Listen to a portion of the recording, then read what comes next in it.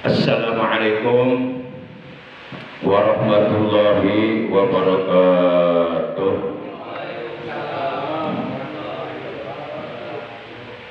A'udzu billahi minasy syaithanir rajim. Bismillahirrahmanirrahim. Alhamdulillahi wa kafa. Wassalatu wassalamu ala sayyidina Muhammadinil Mustafa wal ali ma' sahbi wa tuba'i wila amma ba'da. Ma'asyiral muslimin, saudaraku seiman, seagama, seakidah, segenap jamaah Majlisul Ilmi, jamaah pengajian rutin malam Ahad pada maghrib Masjid Jami Al-Ikhlas RT 03 RW 07 Komplek TNI AD di Bekang, yang seluruhnya tanpa kecuali saya hormati rahimakumullah wa hadakumullah wa hafizakumullah. Segala puji hanya bagi Allah. Salawat dan salam semoga tetap dilimpahkan selalu atas kekasihnya Allah, panutan kita yang mulia, Nabi Agung, Nabi besar Muhammad Sallallahu Alaihi Wasallam, beserta seluruh keluarga beliau, para sahabat beliau, dan seluruh pengikut beliau yang tetap setia, yang tetap cinta kepada beliau, yang tetap istiqomah menjalankan segala perintah beliau, mengamalkan sunnah-sunnah beliau, juga melaksanakan wasiat-wasiat beliau, serta tetap istiqomah dalam mensiarkan ajaran agama Islam, mengagungkannya sekaligus mempertahankannya di muka bumi.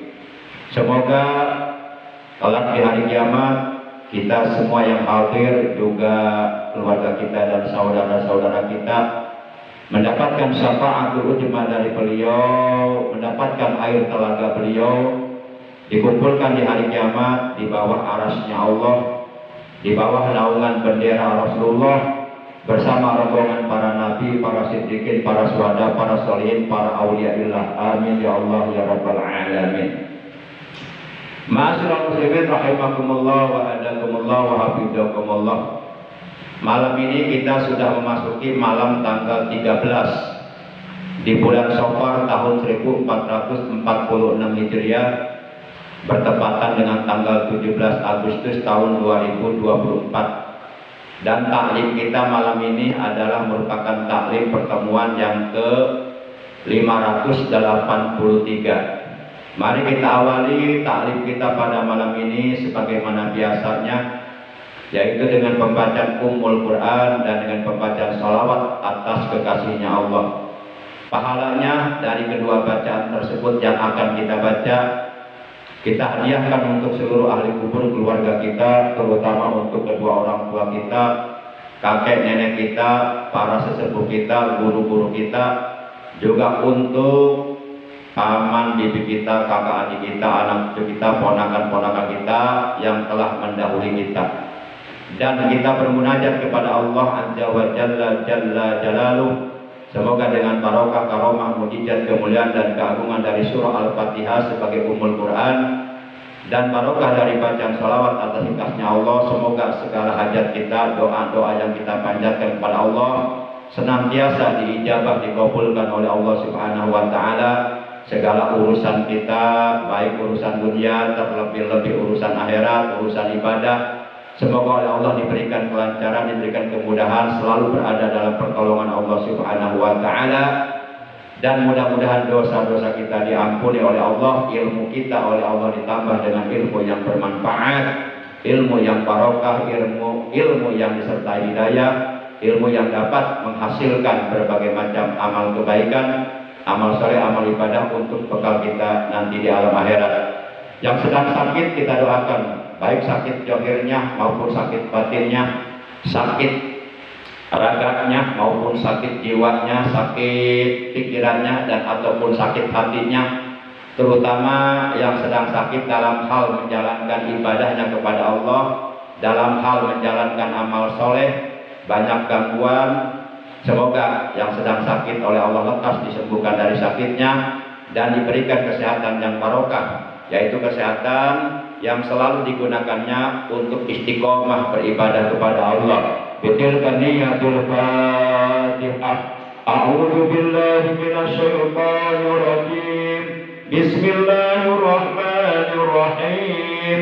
Alhamdulillahi rabbil alamin. Ar-Rahmanir Rahim. Maliki yaumiddin. Iyyaka na'budu wa iyyaka nasta'in. Ihdinas siratal mustaqim. Siratal ladzina an'amta 'alaihim ghairil maghdubi 'alaihim waladdallin. Rabbighfir lana amin. Ya Rasulullah salamun alaik. Ya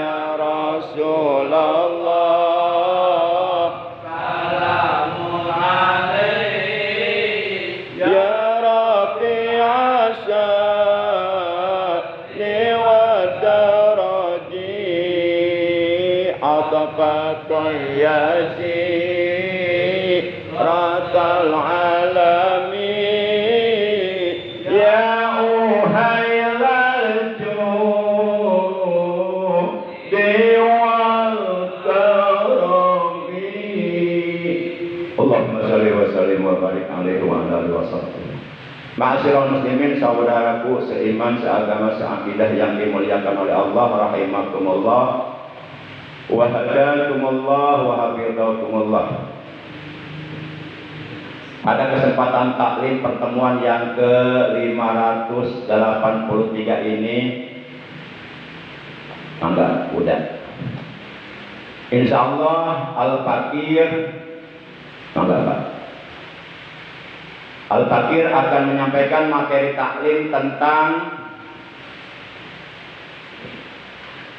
wajibnya kita mensyukuri 3 macam 17. Jadi ada 3 macam 17 yang wajib kita syukuri. Yang pertama adalah 17 Ramadan. 17 Ramadan ini adalah hari diturunkannya kitab suci Al-Quran. Yang kedua adalah 17 rakaat. 17 rakaat ini adalah hari turunnya diperintahkan sholat fardu 5 waktu. Dan yang ketiga adalah 17 Agustus, hari kemerdekaan Negara Kesatuan Republik Indonesia yang kita cintai. 3 macam 17 ini jangan dilupakan. Harus selalu kita ingat, jangan dilupakan, dan wajib kita mensyukuri atas nikmat 3 macam 17 tersebut. Yang pertama 17 Ramadan, hari diturunkannya kitab suci Al-Quran dari Lauhul Mahfuz ke langit dunia secara sekaligus. Lalu kemudian dari langit dunia diturunkan ke bumi, yakni diterima oleh Rasulullah secara berangsur-angsur selama 22 tahun, 2 bulan, 22 hari di Mekah dan di Madinah. Ayat-ayat Al-Quran yang diturunkan di Mekah dinamakan ayat Makkiyah. Dan ayat-ayat Al-Quran yang diturunkan di Madinah disebut ayat Madaniyah. Berdasarkan catatan historis Islam, berdasarkan para pakar ahli sejarah Islam, bahwa wahyu yang pertama kali diturunkan oleh Allah, diterima oleh Nabi kita, yaitu pada hari Senin, tanggal 17 Ramadan tahun 41 Pil, bertepatan dengan tanggal 16 Februari tahun 610 Masehi. Diterima oleh Rasulullah di Gua Hiro, di mana Gua Hiro ini terletak di Bukit Nur, di Jabal Nur. Rasulullah dalam keadaan sedang melakukan kholwat atau bertahanus atau mengasingkan diri dari keramaian di dalam Gua Hiro, sudah mendapatkan selama kurang lebih 6 bulan.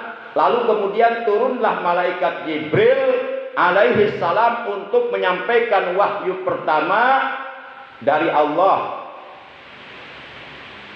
Wahyunya berbunyi, Iqra bismi rabbikal ladzi khalaq, khalaqal insana min 'alaq, Iqra wa rabbukal akram alladzi 'allama bil qalam 'allamal insana ma lam ya'lam. Saat itu Rasulullah berusia 40 tahun 6 bulan 8 hari. Dan saat itu pula resmi Rasulullah diangkat menjadi nabi. Para jamaah yang dimuliakan oleh Allah. Nah, turunnya Al-Quran pada tanggal 17 Ramadan patut kita syukuri. Kita sebagai orang-orang yang beriman kepada Al-Quran wajib mensyukuri atas turunnya Al-Quran pada tanggal 17 Ramadan. Karena dengan turunnya Al-Quran itu artinya turun petunjuk dari Allah Subhanahu wa Ta'ala yang ada dalam Al-Quran, di mana Al-Quran ini adalah merupakan hudal linnas, petunjuk bagi segenap umat manusia, agar umat manusia mendapatkan, meraih kebahagiaan hidup, keselamatan hidup, dunia dan akhirat. Maka wajib kita bersyukur atas 17 Ramadan, hari diturunkannya Al-Quran. Sebelum saya melanjutkan 17 yang kedua, yaitu 17 rakaat, dan 17 yang ketiga, yaitu 17 Agustus, terlebih dahulu saya akan menyampaikan beberapa keterangan hadis yang berkaitan dengan Al-Quran. Inna hadzal Qur'an syafi'un musaffa'un manittaba'ahu qadahu ilal jannah. Sesungguhnya Al-Quran ini adalah pemberi syafaat yang syafaatnya diterima oleh Allah Subhanahu wa Ta'ala. Al-Quran akan memberikan syafaat nanti di hari kiamat manittaba'ahu, kepada orang yang mengikuti ajaran Al-Quran, kepada orang yang mengamalkan ajaran Al-Quran, kepada orang yang menjadikan Al-Quran sebagai petunjuk hidupnya, sebagai pedoman hidupnya, sebagai pandangan hidupnya. Al-Quran dijadikan sebagai way of life, sebagai pandangan hidupnya. Qadahu ilal jannah, orang yang menjadikan Al-Quran sebagai imamnya, mengikuti ajaran Al-Quran, mengimplementasikan isi kandungan ajaran Al-Quran di dalam kehidupannya sehari-hari, qadahu ilal jannah, kelak di hari kiamat Al-Quran itu akan menuntun dirinya untuk masuk ke dalam sorga. Diterangkan dalam sebuah hadis an Ali bin Abi Thalib radhiyallahu anhu qol, dari Sayyidina Ali bin Abi Thalib karramallahu wajha radhiyallahu anhu qol, ia berkata, anna Rasulullah sallallahu alaihi wasallam yaqul, bahwasanya Rasulullah sallallahu alaihi wasallam beliau telah bersabda, man qara'al Qur'ana fastajharahu fa'ahalla halalahu wa harrama haramahu adkhalahu Allahul jannata wa saffa'ahu bi asratin min ahli baitihi kullihim qad wajabat lahumun nar. Kata Rasulullah, beliau bersabda, barang siapa yang membaca Al-Quran di dalam kehidupannya sehari-hari, jadi membiasakan untuk selalu membaca Al-Quran, tidak melupakan Al-Quran yang diturunkan pada tanggal 17, selalu ingat 17 Ramadan diturunkannya Al-Quran. Barang siapa yang mendawamkan, membiasakan, bahkan menjadikan hobi membaca Al-Quran, dijadikan hobi, sehingga dia membaca setiap hari, fastadharahu, lalu ia mengamalkan ajaran Al-Quran yang dibacanya di dalam kehidupan sehari-hari, fa'ahalla halalahu, dan ia menghalalkan apa yang dihalalkan dalam Al-Quran, wa harrama haramahu, dan ia mengharamkan apa yang diharamkan oleh Al-Quran. Kata Nabi, adkhalahullahu jannata, niscaya Allah akan memasukkan dia ke dalam sorga, wasaffa'ahu, dan dia oleh Allah akan diberikan izin untuk memberikan syafaat, untuk memberikan pertolongan, fi asratin min ahli baitihi, terhadap 10 orang keluarganya. Jadi kalau Bapak setiap hari selalu membaca Al-Quran dan mengamalkan ajaran Al-Quran di dalam kehidupannya sehari-hari, semata-mata karena Allah, melaksanakan perintah Allah, dan Bapak mematuhi hukum-hukum yang ada dalam Al-Quran, maka selain Bapak oleh Allah akan dimasukkan ke dalam surga, juga nanti di hari kiamat Bapak oleh Allah akan diberikan izin untuk memberikan syafaat, memberikan pertolongan kepada 10 orang keluarganya. Wajabat lahul jannah, qad wajabat lahul jannah, yang nyata-nyata 10 orang keluarga Bapak tersebut sebenarnya akan dimasukkan ke neraka, tapi nggak jadi karena mendapatkan syafaat dari orang yang suka membaca Quran. Nah, ini keuntungan kita membaca Quran. Para jamaah yang dimuliakan oleh Allah Subhanahu wa taala. Kemudian juga Rasulullah Shallallahu alaihi wasallam beliau mengingatkan kepada kita dalam sabdanya, "Man qara'al Qur'ana wa huwa fis sholati."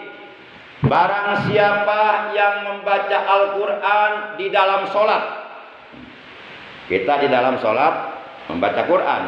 Bahkan ada satu surat yang wajib dibaca di dalam sholat, tidak boleh ditinggalkan. Kalau ditinggalkan mengakibatkan sholatnya tidak sah, yaitu surah Al-Fatihah yang jumlah ayatnya 7 ayat, yang jumlah hurufnya 141 huruf. Kalau 14 tasdid yang ada dalam Al-Quran dihitung 1 huruf. Tapi kalau 14 tasdid yang ada dalam Al-Quran dihitung 2 huruf, maka jumlah huruf-huruf Al-Fatihah ada 155 huruf. Dan kalau ayat Malik Yaumiddin mimnya dibaca panjang menggunakan alif, hukumnya mad tabi'i, maka berarti jumlah huruf Al-Quran, jumlah huruf Al-Fatihah ada 156 huruf. Silahkan keterangannya lihat di Fathul Muin ada. Nah, kata Nabi, man qara'al Qur'ana fi shalah. Barang siapa yang membaca Al-Qur'an di dalam salat, wa huwa fi shalah, dia sedang melakukan salat, kana lahu bi kulli harfin mi'ata hasanatin.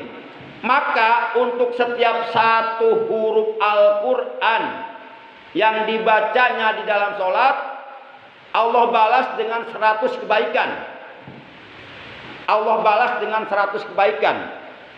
Kalau kita baca Fatihah dalam sholat sebanyak 156 huruf, berarti 156 huruf kali 100 kebaikan dari Allah. Berapa jumlahnya? Udah banyak dah. Pusing hitungnya juga. Harus pakai kalkulator. Kemudian setelah Fatihah kita baca surat lagi yang hukumnya sunnah. Surat-surat Al-Quran selain surat Al-Fatihah, apakah itu surat Al-A'la, Al-Ghoshiyah, atau surat yang lainnya, bertambah lagi pahalanya. Intinya setiap 1 huruf Al-Quran yang dibaca di dalam sholat, Allah akan memberikan kepadanya 100 kebaikan dari 1 huruf. Masya Allah. Semakin panjang surat Al-Quran yang kita baca dalam sholat, tentu semakin besar pahalanya. Tapi jangan panjang-panjang. Kata Nabi nih, ija'am ahadukum falyuhaffif. Apabila salah seorang di antara kalian menjadi imam, maka ringankanlah sholatnya. Artinya sholat nggak boleh panjang-panjang, nggak boleh kan? Allahu Akbar panjang, nggak boleh kan? Ajan juga nggak boleh panjang-panjang, nggak boleh. Nggak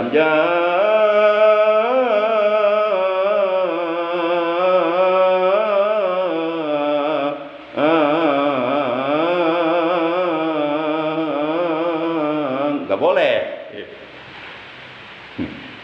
Para jamaah yang dimuliakan oleh Allah. Kenapa Rasulullah memberikan peringatan seperti itu? Karena ingat, di belakang imam itu orangnya beda-beda. Ada yang sudah sepuh, kalau kelamaan berdiri dia puyeng. Ada yang punya janji setelah sholat harus ketemu. Ada yang keluarganya lagi di rumah sakit, setelah sholat harus menjaga keluarganya. Nah, harus bijak jadi imam itu. Jangan memaksakan kehendak sendiri. Ya kita ambil pertengahan lah, terlalu panjang jangan, terlalu pendek jangan, yang sedang-sedang saja gitu kan. Kecuali kalau kita sholat sendirian tuh, sholat tasbih, silahkan baca Al-Baqarah tuh 286 ayat. Ini kalau sholat sendirian baca suratnya yang pendek. Tapi kalau jadi imam yang panjang, oh mau action-actionan. Awas hati-hati, jangan sampai kemasukan sifat ria. Jangan-jangan di hati kita mengharapkan pujian dari orang lain. Supaya kita disebut, wah hafiz Quran, hafal Quran. Enggak begitu. Allah Maha tahu apa yang ada di hati kita. Para jamaah yang dimuliakan oleh Allah Subhanahu wa taala. Kemudian kata Nabi, "Wa man qara'al Qur'ana fi ghairi shalah." Dan barang siapa yang membaca Al-Qur'an di luar salat, ala wuduin, tapi masih punya wudu. Jadi baca Qur'annya di luar salat. Kalau tadi kan baca Qur'annya di dalam salat. Kalau di dalam salat pasti punya wudu. Karena nggak boleh salat nggak punya wudu.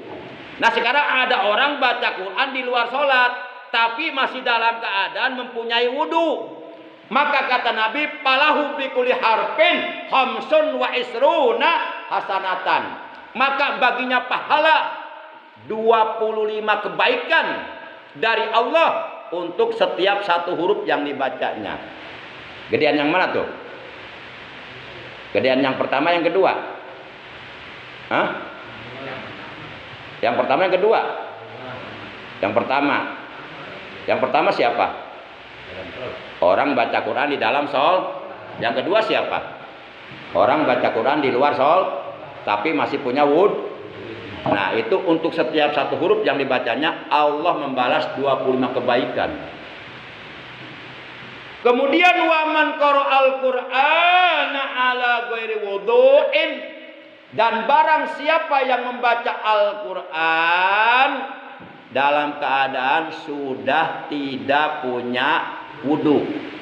Apa boleh baca Quran dalam keadaan tidak punya wudu? Jawabannya why not? Tidak apa-apa. Boleh. La basa boleh.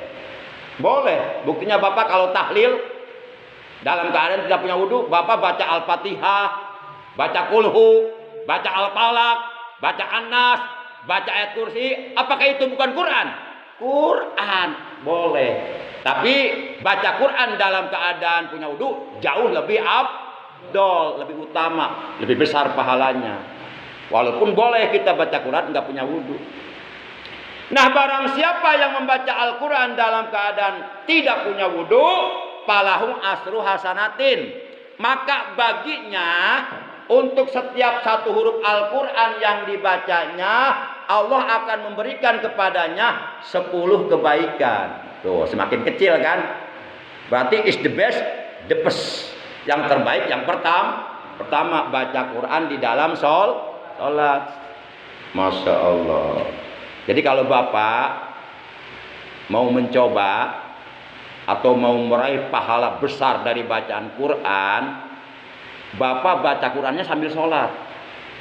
Misal nih malam nih, sholat tasbih 4 rakaat dengan 2 kali salam. Setiap rakaat 75 tasbih. Nah setiap rakaat setelah Fatihah baca Qurannya yang panjang Pak. Rakaat pertama setelah Fatihah baca Al-Baqarah 286 ayat. Apal tuh? Boro-boro Al-Baqarah. Inna a'tayna al-kautsar saja hampir mau salah. Pas ayat ketiga lupa. Inna a'tainakal kautsar. Itu padahal surat terpendek itu, yang enggak ada huruf mimnya.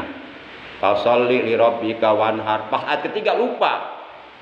Banyak pikiran, lagi pusing. Inna a'tainakal kautsar, diulang lagi. Fasholli li rabbika wanhar. Inna apa ya? Pusing, banyak pikiran. Kata anak kecil di belakang, innalillahi aja. Innalillahi wa inna. Kacau dah. Itu kalau ada imam begini kacau udah. Rusak. Makanya imam baca Qurannya yang hafal. Jangan baca Quran udah baca Qurannya panjang enggak hafal lagi. Wah, bahaya itu. Bahaya, bisa nanti bisa didemo sama makmum. Para jamaah yang dimuliakan oleh Allah Subhanahu wa taala. Kita lanjut.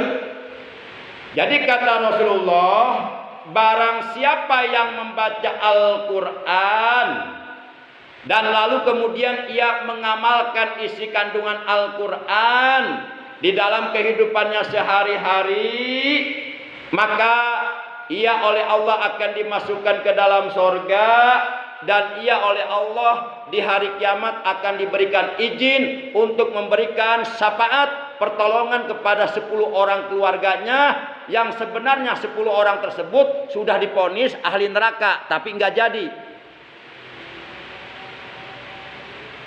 Kenapa sampai demikian? Kata Nabi, fa innahu kalamur rahman, karena Al-Quran itu adalah kalam Allah yang maha pemurah. Al-Quran itu adalah kalam Allah yang maha agung. Man aroda ayat takallama ma'allah falyaqra'il Quran. Barang siapa yang ingin berkomunikasi langsung dengan Allah, ingin face to face langsung dengan Allah, ingin bercakap-cakap langsung dengan Allah, kata Nabi, falyaqra'il Quran, maka hendaklah ia membaca Al-Quran. Ketika seorang hamba Allah sedang membaca Quran, yang dibacanya adalah kalam Allah, itu hakikatnya dia sedang berkomunikasi langsung dengan Allah. Makanya orang yang baca Quran hatinya tenang, karena dia sedang ngobrol sama Allah. Para jamaah yang dimuliakan oleh Allah Subhanahu wa taala, bahkan sedang sakit baca Quran jadi sembuh. Wa nunazzilu minal Qur'ani ma huwa syifaa'un wa rahmatul lil mu'minin. Kami turunkan Al-Quran sebagai syifa, obat, penyembuh bagi orang yang sakit, terutama sakit batinnya, dan sebagai rahmat. Wa hifdzun minas syaiton. Al-Quran selain sebagai kalam Allah yang maha rahman, juga Al-Quran itu hisnum minas syaiton, menjadi benteng dari segala gangguan setan. Itu syaiton kalau dibacakan Quran dia lari, ketakutan, kepanasan dia. Makanya kalau ada orang kesurupan di ruqyah baca Quran, udah keluar itu. Asal kita baca Qurannya bener. Kita baca Quran sambil takut. Di Quran itu hisnun minas syaiton, benteng dari segala gangguan syaiton. Jadi nyebutnya jangan setan ya. Yang benar nyebutnya syaiton. Nih, kalau saya baca taud begini, menurut bapak-bapak benar apa salah? A'udzubillahi minasyaitonir rajim. Benar salah? Tuh, jangan setan berarti, harus syaiton. Kalau begini benar salah nih. A'udzubillahi minasyaitonir rajim. Benar salah? Berarti nyebutnya yang benar setan apa syaiton? Syaiton. Tapi kebanyakan rata-rata nyebutnya setan. Bapak marah sama anaknya, setan nih anak. Anaknya dibilang setan. Lah kalau anaknya dibilang setan, bapaknya apa? Awas hati-hati ucapan. Nanti anaknya kelakuannya kayak setan. Sekesel apapun sama anak, jangan sampai mengeluarkan kata-kata yang tidak baik untuk anak. Sebab ucapan orang tua itu jadi doa buat anaknya. Hati-hati. Doaul walid liwaladihi kadu'ail anbiya li umatihi. Doa orang tua untuk anaknya seperti doa Nabi untuk umatnya. Awas hati-hati. Sekesal apapun jangan sampai mengeluarkan kata-kata yang tidak baik untuk anak. Jangan sampai anak kesel sama anak, gua sumpahin lu celaka. Bener celaka anaknya, bener kejadian. Awas hati-hati. Kalau kita sayang sama anak kita, jadi kita jangan terlalu memperturutkan hawa nafsu. Kalau kita begitu, setan senang sama kita itu. Wah, teman gua itu. Warujhanun fil mizan, dan Al-Quran itu akan menjadi pemberat amal kebaikan di timbangan amal di hari kiamat. Jadi orang yang suka baca Quran, ketika di hari kiamat amalnya ditimbang di Al-Mizan, dia akan berat amalnya ke kanan. Dan barang siapa timbangan amalnya berat ke kanan, itu tandanya dia min ahlil jannah, akan menjadi ahli surga. Masalahnya saya nggak bisa baca Quran, ya belajar. Ya saya belajar sih mau, tapi udah tua. Ya gimana ya? Oh terlambat berarti ya. Nggak ada kata terlambat dalam kebaikan. Tetap belajar, nggak usah malu. Kalau kita belum lancar baca Quran atau baca Quran baru bisa saja, tapi banyak yang salah. Karena baca Quran itu harus paham, harus menguasai ilmu tajwidnya. Kalau tidak menguasai ilmu tajwidnya, dapat dipastikan baca Qurannya berantakan, pasti banyak yang salahnya. Kalau baca Quran salah, itu nggak dapat pahala, malah dapat dosa. Kecuali kalau posisi sedang belajar, salah malah dapat pahala. Pahala dua, satu pahala dia merasa kesulitan untuk belajar membaca Quran. Yang kedua dia pahala baca Qurannya. Kalau posisinya belajar, tapi kalau posisinya praktek bukan belajar, salah dosa. Sebagaimana Rasulullah bersabda, "Man qara'al Qur'ana bi ghairi tajwid fahuwa asim." Kata Rasulullah, barang siapa yang membaca Al-Qur'an tanpa menerapkan ilmu tajwidnya, fahuwa asim, maka dia dosa. Kenapa? Karena Al-Qur'an itu bukan bacaan biasa. Bukan bacaan biasa seperti komik, koran, majalah, bukan. Itu kalam Allah. Ada ilmunya yang harus dipelajari. Makanya yang jadi imam itu harus yang fasih bacaan Qur'annya. Kemudian terakhir Rasulullah Shallallahu Alaihi Wasallam beliau bersabda, "Afdalu ibadati ummati tilawatul Quran." Afdalu ibadati ummati qiraatul Quran. Ibadah umatku yang paling afdol walaupun hukumnya sunnah adalah membaca Al-Quran. Kata Syekh Abu Hamid Muhammad bin Muhammad Al-Ghazali dalam kitab Ihya Ulumuddin, beliau mengatakan, "Falaisa ba'da tilawati kitabillahi ta'ala azza wa jalla ibadatun tu'da bil lisani afdalu min dzikrillah wa rabbil hajati bil adiyati ilallahil khalisati." Ibadah sunnah yang dilakukan dengan lisan yang paling afdol itu ada 3. Ini kata Imam Ghazali. Pertama, tilawatul Quran, membaca Quran. Yang kedua, berzikir kepada Allah. Yang ketiga, berdoa. Nah, ini yang 3 jangan dilupakan. Baca Quran, berzikir dan berdoa. Itu lakukan tiap hari. Baca Quran, berzikir dan berdoa. Baca Quran, berzikir dan berdoa. Jadi kita harus menyediakan waktu khusus untuk baca Quran. Entah setelah subuh, kita punya waktunya kapan? Nah, kita jadwalkan khusus jadwal kita untuk baca Quran, entah setengah jam atau 1 jam atau berapa menit gitu. Yang penting tiap hari ada jadwal untuk baca Quran, entah 1 lembar, entah 1 ruku gitu. Ada jadwal. Ya kita kerja aja, ada jadwalnya dari jam 8 sampai jam 5 sore. Masa untuk baca Quran nggak ada jadwalnya gitu. Padahal itu untuk kebahagiaan kita di akhirat nanti. Para jamaah yang dimuliakan oleh Allah Subhanahu wa taala. Sehingga Rasulullah pernah bersabda begini, "Innal ladzi laisa fi jawfi syai'un minal Qur'an kal baitil haris."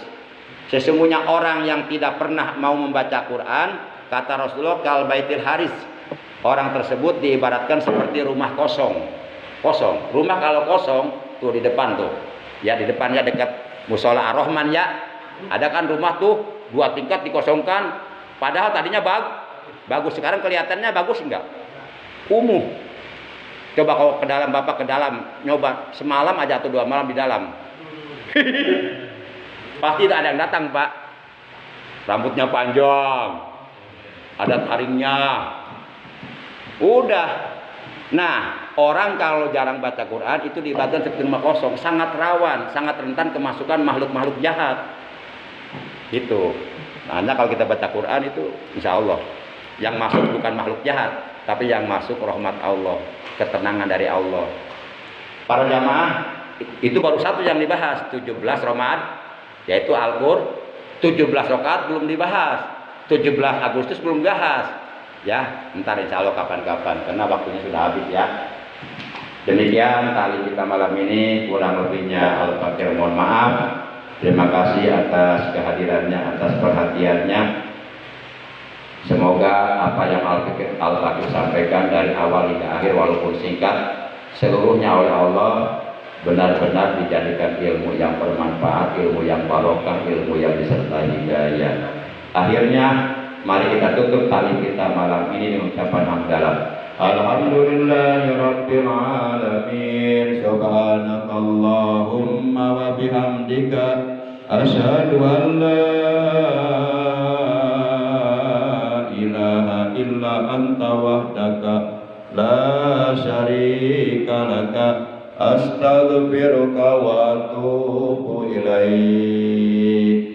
Astaghfirullah Rabbal baraya. Astaghfirullah minal khataya. Astaghfirullah Rabbal baraya. Astaghfirullah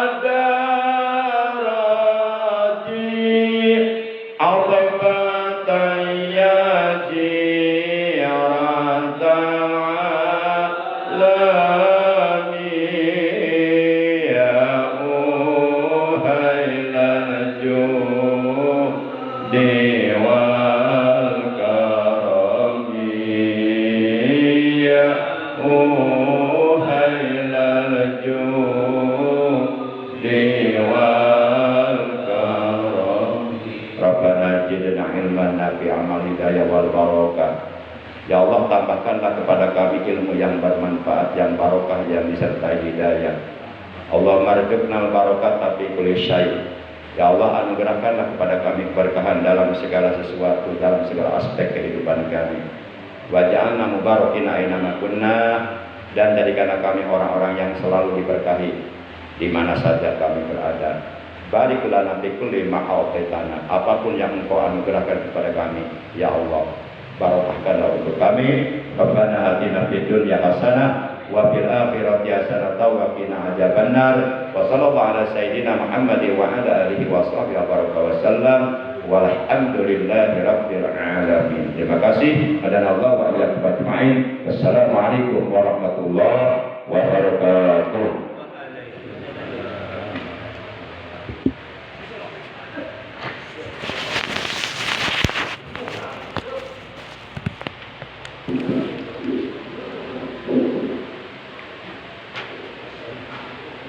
Allahu